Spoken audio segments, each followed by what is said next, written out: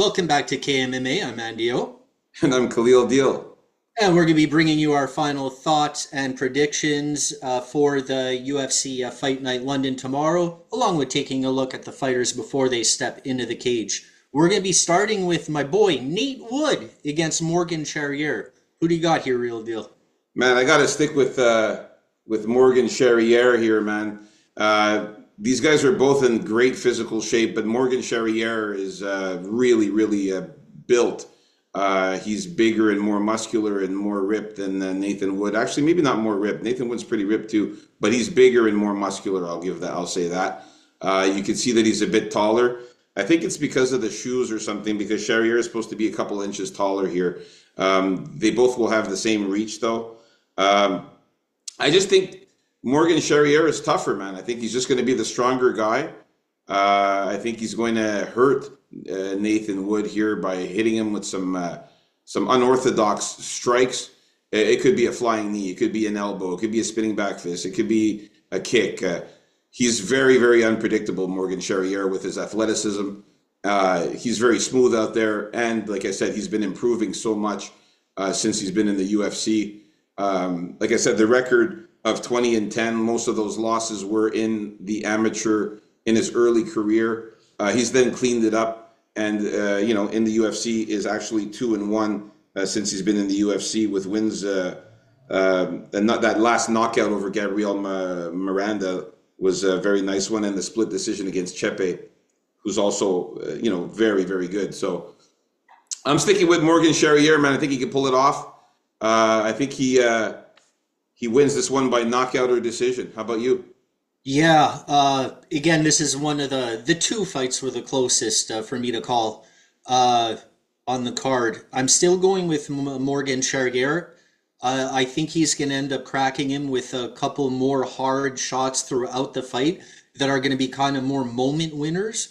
And I hope that's going to give him the decision here, because he does pack a more powerful punch than Wood here. But Wood is more of the grinder. So I'm hoping this doesn't frustrate Charrier too much. And I'm hoping the judges look towards the, more of the moments in the fight rather than the total fight, which I think Wood may win. So let's look for a powerful, hopefully knockout shot from Charrier to win us the fight here. Yeah, hopefully he gets the knockout, gets a finish here. It doesn't have to leave it to the judges' scorecard. The corrupt, crooked judges, you never know what they're going to do here up in London, England. So, all right, we're in agreement still with Morgan Charrier. Let's move on up to this next fight here with Vucevic and Chris Duncan here. So George, Yeah, I'm still going with Vucenic here, because I did have him beating Garam Kutaladze the last time, and he was going to do it until he gassed out. Too bad he didn't finish him. I still think Chris Duncan is a guy who holds his chin with his chin. He gets hit way too much. He leaves himself open. And I think Vucenic is better on the ground than him and will end up taking him down at some point. Transition very well. Maybe wind up with a sub. So I'm going to go here with sub or decision for, you know what? Sub or knockout for Vucenic. Okay. So the finish. Yeah, man. Yeah, the finish. I got to say, Chris Duncan coming out here with the face paint, the Scotland face paint, just like Paul Craig does. The same face paint as Paul Craig. So, that was pretty fun. They're all brave hearts. Come out with that, yeah. We can see here that these guys are the same height. So definitely got it accurate on topology at 5'10" apiece. Vucenic will have that 2.5-inch reach, the 2-inch reach advantage there. 1.5-inch reach advantage, for Vucenic. But it doesn't even matter. It's the grappling, it's the ground game of Vucenic, the submission skills of Vucenic, the scariness of Vucenic. That's what I like is that the fact that the guy is just unbelievable ground game, and I think he's going to use his ground game in this one here a lot, and I think that this is where he shines the most. He could get a ground and pound. Get Chris Duncan on the ground and just like start smashing him, even maybe get a club and sub. But I really think that he will get Chris Duncan to the ground. And again, like I said, Chris Duncan sometimes likes to also get to the go to the ground with his wrestling skills. So he'll just, maybe even put himself in a submission. So that could definitely happen. But yeah, I'm going to go with Jordan Vucenic to win by submission. I think that that's going to be the call for me. I think he gets the sub in this one, whether it's club and sub or just the sub. I don't think he's going to go for the knockout, but it could definitely happen. I But think he leaves himself open for those hard shots that it's possible here. definitely possible. But I'm going to call submission on this one. All right. So we're in agreement still with this one. Loving it. Let's move up to the next fight here. Oh, yeah. We got Molly McCann and Alexia Teixeira.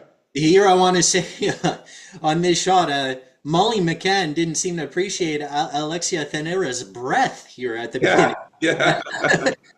Yeah.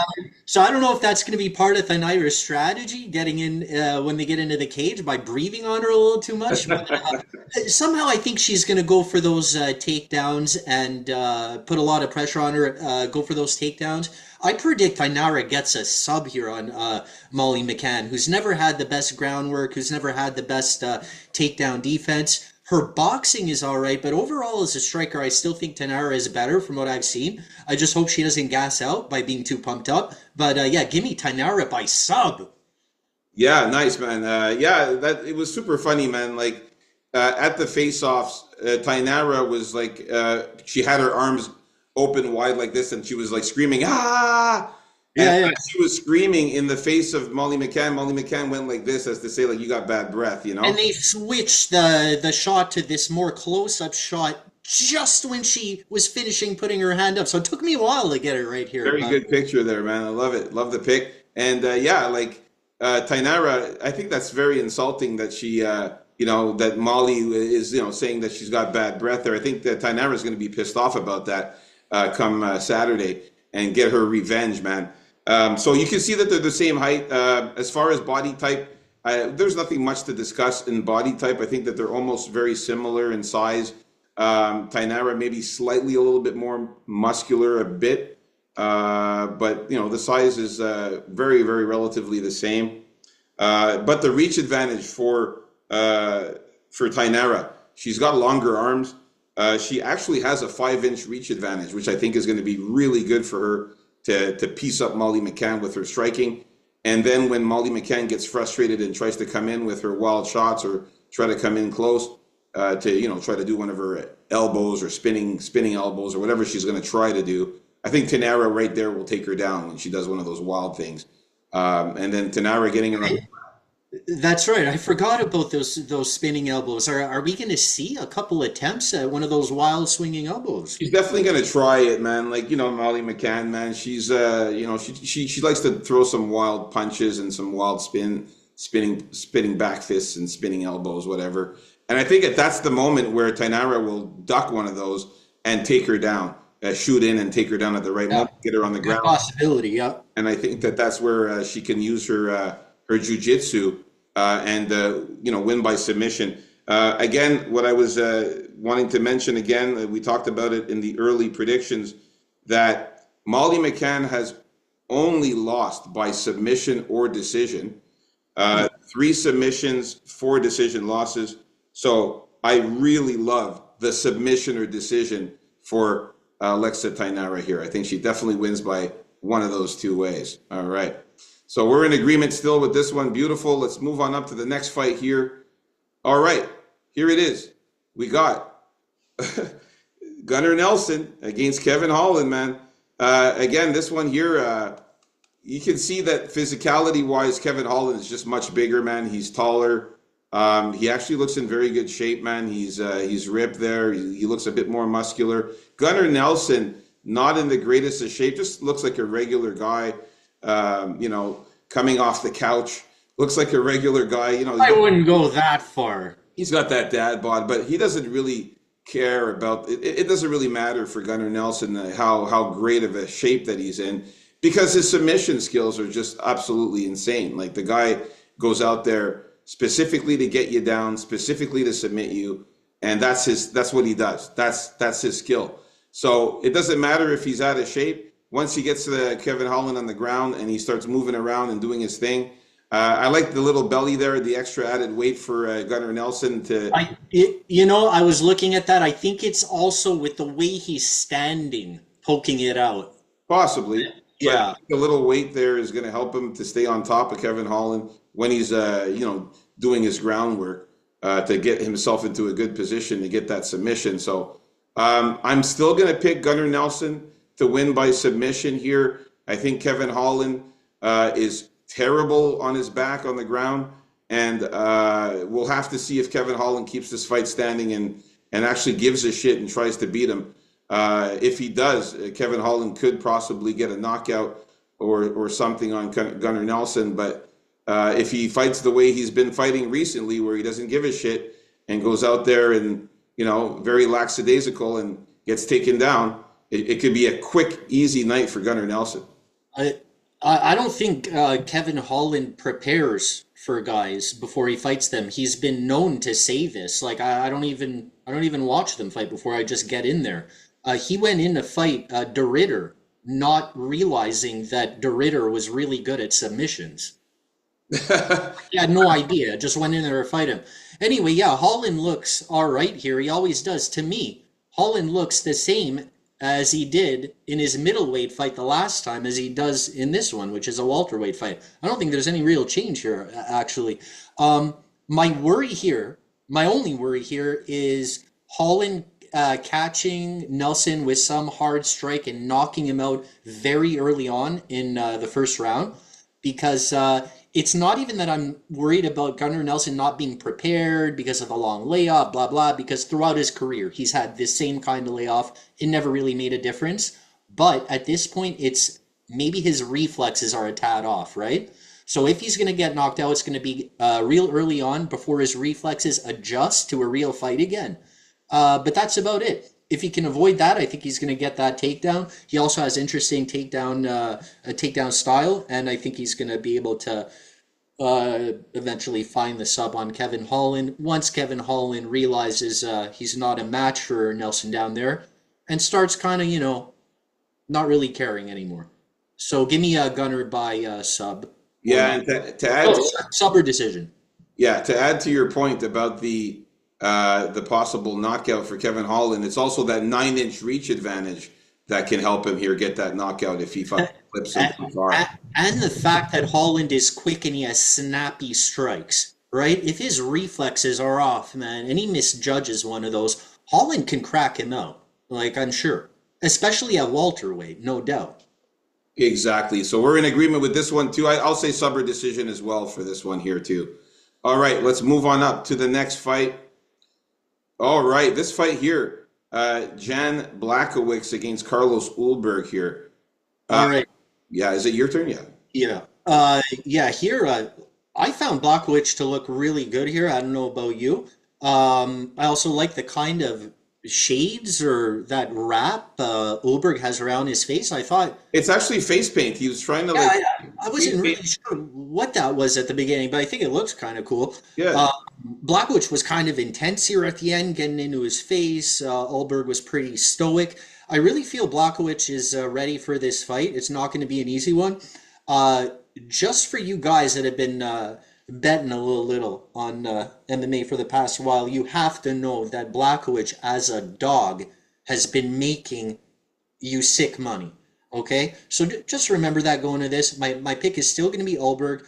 I still don't like the fact that Jan is coming off a very long layoff where he went through minimum 2 shoulder surgeries, minimum 1 on each shoulder, and it's a tough task. It's a tough task here for Jan. I think Ulberg is let's call knockout or decision for Ulberg because I think that submission that you can't complain about a real deal that he got the other day, the other time there is going to be the only submission he gets in his life. Not to mention that Blachowicz is better than him on the ground. That's kind of another worry here. I don't think the line should be this wide here at all, but I am going to go with the younger guy. I'm not even going to say the more driven guy because you have to be freaking driven to come back at Blachowicz's age after double or triple shoulder surgery. So I'm sure it is sure his heart is in it, but I don't know if the body is. So I'm going to go with Ulberg by knockout or decision. Yeah, Jan Blachowicz, give him some props for coming out here on this fight here, fighting a really tough guy. Yeah, he came out physically looking good. He looks in decent shape, man. He's fairly cut.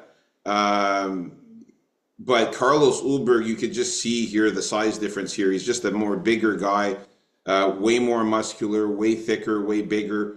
Not as ripped though as Blachowicz, especially around the stomach area. But you could just see that he's just a bigger, more thicker guy here.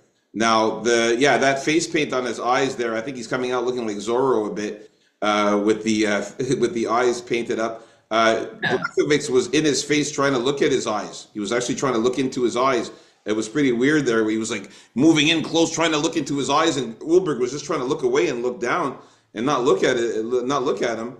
Maybe he was trying to find in a way beyond the mask, Blachowicz. Don't forget, Blachowicz is a guy that found like some weird story. Like he found a noose in the woods, like a noose, and he kept it as a good luck charm or something like that. I don't know if you remember what I'm talking about. Leave it in the comments. That's crazy. Yeah. Yeah, man. Carlos Ulberg, though, man, the size difference, man, is going to play a factor. I think that Jan Blachowicz is going to get hit pretty hard from Carlos Ulberg's crazy punches.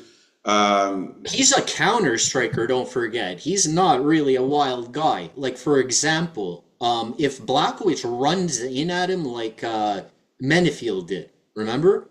Then it's lights out.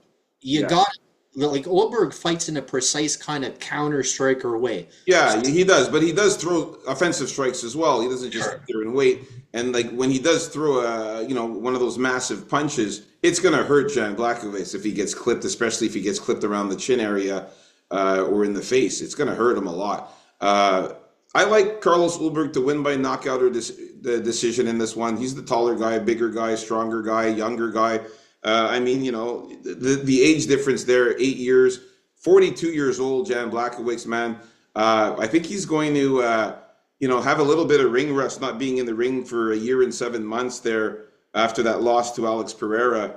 I think that he's gonna have a hard time with Carlos Ulberg, especially if he wants to use any grappling. I think he doesn't even take him down once in this fight. So Carlos Ulberg by KO decision, love it. We're in agreement still with this one, but yeah, you're right. Jan is a good dog. Let's move on up to the next one. All right, here we go. The main event of the evening, guys. Like and subscribe, please. Yeah, I was just gonna say, like and subscribe, share the video before we get into it, because it's free, it's fun, and it's something you really want to do. Yeah. All right. So we got the main event of the evening, Leon Edwards against my boy Sean Brady here, who I think is going to get the win here. Listen, a lot of things about this fight. First thing, Leon Edwards, you can see he's taller than Sean Brady, obviously. I thought it was very disrespectful when they were talking to Leon Edwards after the face-offs and saying, so, what are you saying about the fight? So, Did, yeah, I'm going to win. This is easy. He's too short. He's too yeah, small. I thought he was gonna start complaining about his last fight again and overlooking Brady, like he seems to have this whole time. He's like overlooking Brady to me. He really is overlooking Brady, man. Brady is really motivated in this one here. One thing about the physicality, Sean Brady is much thicker and bigger than Leon Edwards. This is what what people are failing to realize here. Well, you got to make it up for being so much shorter, though. Yeah, look, he's shorter than Leon Edwards. I mean, Leon Edwards is in great shape. Okay, he's ripped, he's built, he looks good, he's muscular, he's taller. But Sean Brady is bigger. He's much more thicker, and Sean Brady is also very muscular and ripped as well. He's got a lot of tattoos, so you can't see the definition, but he's definitely ripped, and he's big and muscular as well. He's the bigger guy. So Leon Edwards better fucking be careful, because if he gets taken down by Sean Brady, man, it's going to be hard for him to get back up with that big size, that big dude on top of him, working his fucking grappling skills and his fucking submission skills and his positioning skills to get in there. Work into those subs. Oh yeah, Sean Brady is not a guy to fuck around with. He actually has a tattoo of him subbing a fucking lion on one of his tattoos. Oh So yeah. you don't want to fuck around with Sean Brady, man. So again, the trash talking from Leon Edwards, overestimating Sean Brady, already looking at the next fight ahead. Disrespecting Sean Brady by saying he's small and it's going to be easy. I really don't think it is, and I'm picking Sean Brady to win. I fucking say he gets the submission. I fucking say he gets the submission. In the fucking press conference when they interviewed Sean Brady, he said, if he has a neck, I can fucking choke him. That's it. He's going to get this fucking submission on Leon Edwards, and that's it. And he's going to be the next guy to move on up in the division here and get that rematch against Bilal for the belt. Yeah. Yeah, speaking of Bilal, I picture something like that happening in this fight to Leon Edwards, where Brady's going to push him up against the fence and beat him up a bit, work those takedowns, get those takedowns, and not only go for 6 submissions, but also put a bit of a beating on Leon Edwards. Leon Edwards, again, has been known to get frustrated in there. He won that fight against Kamaru Usman for the belt in the last 5 seconds of the fight. He was losing the whole fight, right? So sometimes when things aren't going his way, he doesn't do too well, right? Also, he also has to be really perfect on the feet with his striking and his avoidance of Sean Brady. And it's going to be a tall order for a full 3 rounds of this fight. Sorry, 5 rounds. Another thing, just so you know, with Leon Edwards, I heard some talk that he may have a staph infection.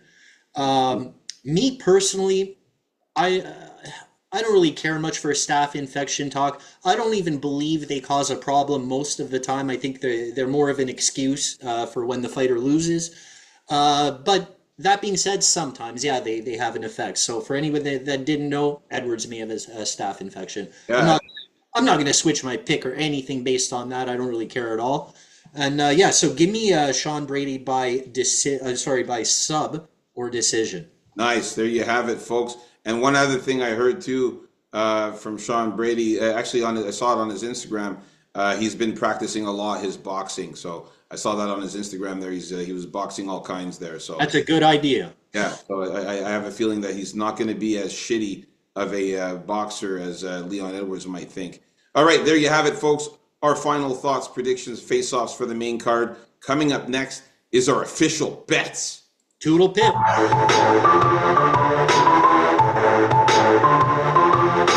Peace out, folks. KAMMA. Let's get it.